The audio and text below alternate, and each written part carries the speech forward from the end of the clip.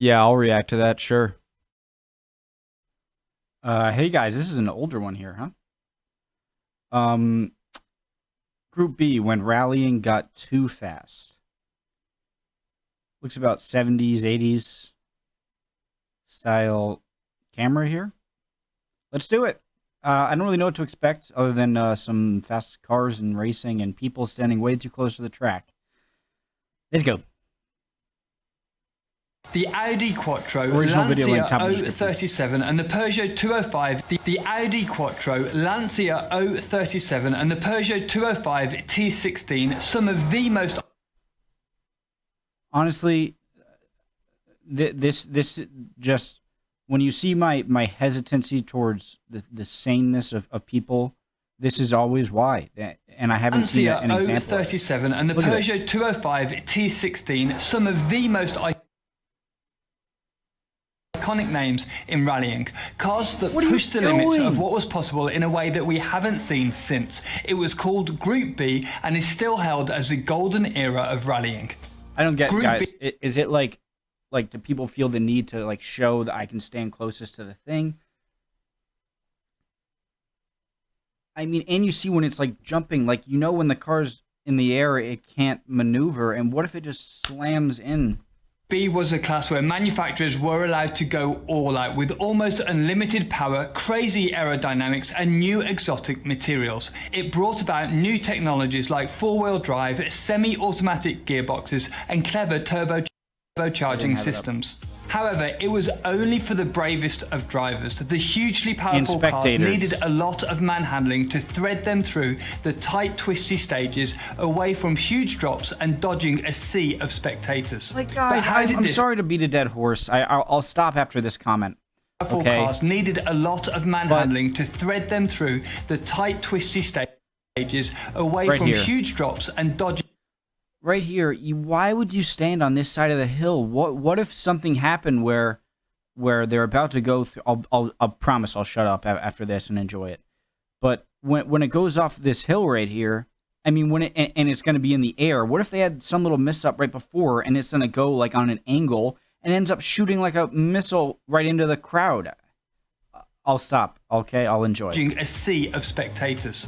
But how did this come about, and what can we learn from the crazy cars that won in the Group B era? Rallying went wild in the 80s. The FIA wanted to attract more manufacturers and so created a class that would give the designers pretty much free rein. No power limits, no regulations on boost, and whatever exotic materials you liked. Rally cars over the years have been largely based on road cars, with rules tightening and loosening on how close the relationship has to be between the stock car and the ones that actually race the stage. For example, in the Group A class, the manufacturers have to produce 5,000 road-going versions of the car before it is allowed to compete. In Group B, to lower the costs and interest manufacturers, they ruled that only 200 cars needed to be produced. Group B also allowed almost endless modifications to be made, meaning the rally cars were nothing like the road cars at all. This approach really worked, attracting many manufacturers to Group B, names like Lancia, Porsche, Peugeot, Audi, Toyota, Ford, as well as so many more. Lancia took the Drivers' Championship in the first year of Group B with the O37. It was the last rear-wheel drive car to win in the WRC. It was incredibly light, using fiberglass and Kevlar for the body, and was powered by a mid-mounted 250 horsepower engine. It has much larger wings than many cars of the time, with a huge rear spoiler to stabilize the car at high speeds. It was... hey, some guy got his head blown off by a bunch of rocks being flung up by the tires. Oh yeah, I should probably throw some... I'm probably overreacting, okay? But come on. There's a kid right there! Supercharged to avoid turbo lag, and it was incredibly quick on tarmac stages. However, it wasn't quite as quick on loose surfaces. So in stepped Audi with the Quattro, one of the most innovative rally cars of all time, a true game changer. It had an inline-5 engine with a very clever turbocharging system that produced over 450 brake horsepower. It had a small valve that kept the turbo spooled even when off throttle, meaning there was very little turbo lag, making the car quick out of the tight turns. What does that mean? It had a small valve that kept the turbo spooled even when off throttle, meaning there was very little turbo lag, making the car quick out of the tight turns. The Audi also had a very aggressive... Oh, okay. So I understand. So when you're turning and you don't have your foot on the gas pedal, that means that the pistons are going to slow down, but this way they're kept moving, but they don't contribute to the motion of the car forward, I think. Aero kit. So this way they keep moving, so when they press on the pedal again, it's easier to accelerate, I'm guessing. Huge spoiler at the front of the car and an even bigger wing on the back. This was one of the first sophisticated uses of aerodynamics in rallying. Drivers said it made the car extremely stable at high speed. Really? The insane power was put through a clever semi-automatic gearbox and drove all four wheels. It was the first car to use a four-wheel drive system effectively. Before this, many manufacturers stuck to rear-wheel drive as they thought the additional weight would outweigh any time gains from the extra traction. And yes, the Audi was very heavy, and the four-wheel drive system meant the weight was higher up than you would like in a rally car normally. But despite the compromised dynamics, it worked. The Audi had more power than the rest of the field, but could also use it more effectively, deploying more power even on surfaces like gravel, dirt, and ice. Yeah. I see what they mean with the street, but when it comes to harder surfaces to grasp, no doubt the four-wheel would be Audi better. won its first race with the car and didn't really stop after that. They shaved seconds, if not minutes, off stage times. The Audi four-wheel drive system really changed the game in rallying. But the Audi dominance didn't last long. Peugeot came out with a car that would expose the weaknesses of the Quattro. They used a similar four-wheel drive system but packaged it very differently. Their secret was that they really nailed the car's dynamics. They built the car to look like the road-going 205, a small hatchback. It had a very short wheelbase, which generally makes cars more nimble at low speeds with the trade-off of less stability at high speeds. However, rally stages are often so tight and twisty that this strategy paid off for Peugeot. They also did everything they could to keep the weight central. They fitted a 1.8 litre engine in the middle of the car, although it didn't have the clever anti-lag system that the Audi did. So the drivers used an old trick to keep the turbo spooled up. They left foot braked for the corners while staying on the throttle. This kept the turbo spooled up and Audi did. So the drivers used an old trick to keep the turbo spooled up. They left foot braked for the corners while staying on the throttle. This kept the turbo spooled up and gave them immediate power on the exit. I would think that would have terrible effect on the car, but obviously these guys know what they're doing. But what was really unusual about the 205 was the orientation they mounted the engine in. Interesting. Normally, race cars have longitudinal mounted engines with the crank parallel with the direction of the car. However, Peugeot fitted it in a transverse orientation, and instead of mounting the gearbox below the engine like in the Audi, Peugeot mounted it to the side.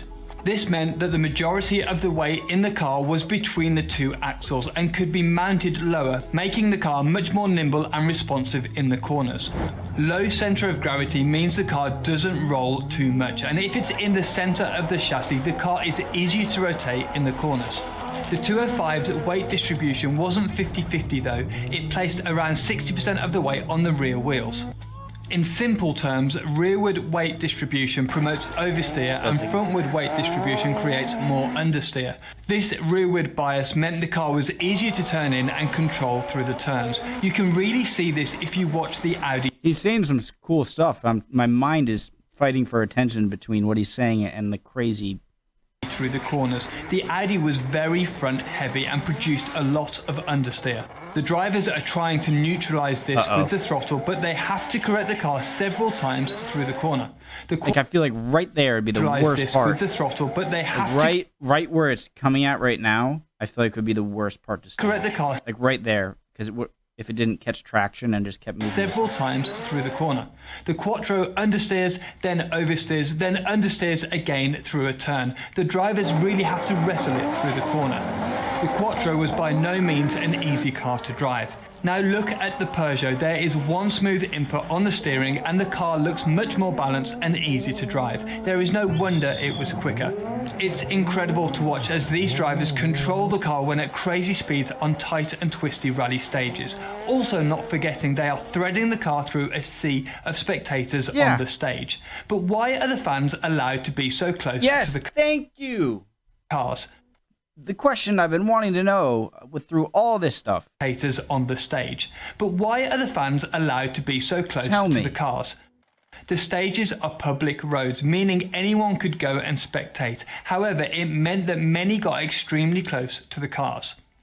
Back then, people did get hit, but it was considered to be part of the challenge for the drivers.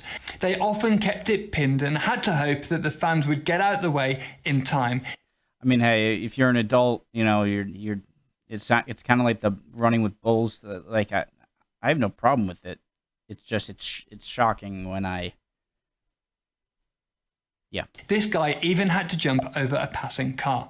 Many manufacturers understood that Peugeot's approach was the way to go, all producing smaller, short wheelbase cars with all the weight in the middle. MG created the Metro with a distinctive boxy shape and a huge front wing, and the Renault 5 took a similar approach too.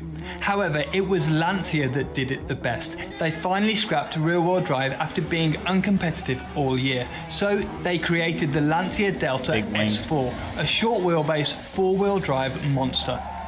Firstly, they developed an engine with a genius twin charging system. They fitted a supercharger to avoid the lag of a turbo, a bit like the Lancia 037. However, this created less power at high revs. As a supercharger is directly driven by the engine, it can provide boost at low revs, but saps more and more power as the revs climb.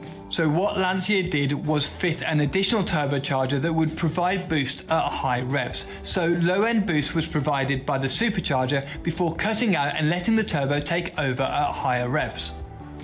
This meant the Delta S4 was amazingly powerful and had the grip to put it down onto the stage. It took many wins before eventually bringing the Group B era to a close. This era of rallying was amazing to watch. Incredibly fast cars and amazing drivers all pushing to the limits of what's possible. There were different winners every year and cars that looked remarkably different with incredible engineering. However, you can't ignore the fact that it was extremely dangerous. The cars were too powerful, difficult to drive, and not enough emphasis was put on the safety of drivers and spectators. The biggest issue was the minimum weight rule. Cars could weigh as little as 890 kilograms. So to be competitive, manufacturers would do anything they could to get this limit down. This created a breed of cars that were very fragile and not up to the job of protecting drivers in a crash. Many of the drivers explained that if this weight limit was higher, more strengthening could have been added to better protect the drivers in a crash. Several huge crashes happened. In Portugal, Santos crested a rise in his Ford RS200. He lost control and went off the course, horrifically injuring 31 spectators and killing 3. All the teams immediately pulled out of the rally and it left Group B hanging on by a thread. A few months later, the final blow came. Lancia's Henri Toivonen was the championship favourite when he lost control late in a fast turn. He was winning by a huge margin when he and his co-driver Sergio Cresto came flying off the road, heading down a steep hill. The impact ruptured the fuel tank, spilling fuel over the red-hot turbocharger, sending the car up in flames. After the incident, it was barely recognisable as a car and both Henry and Sergio were killed in the crash. This led to many manufacturers pulling out and the FIA ended the Group B class the following year. You should watch this video where I explain what it takes to modify a rally car to set the outright record at Pikes Peak, or this other video that I think you'll love. Thanks very much for watching and I'll see you in the next one. That's crazy. Great video. Awesome. Ever since I, happened upon, or you guys asked me to react to the Isle of Man TT, I'd love watching this stuff. Yeah. Great video. Really well done. Great clips, video clips, and really good narration, explaining that stuff in a way that even I could understand a lot of it. Awesome. See you guys next time.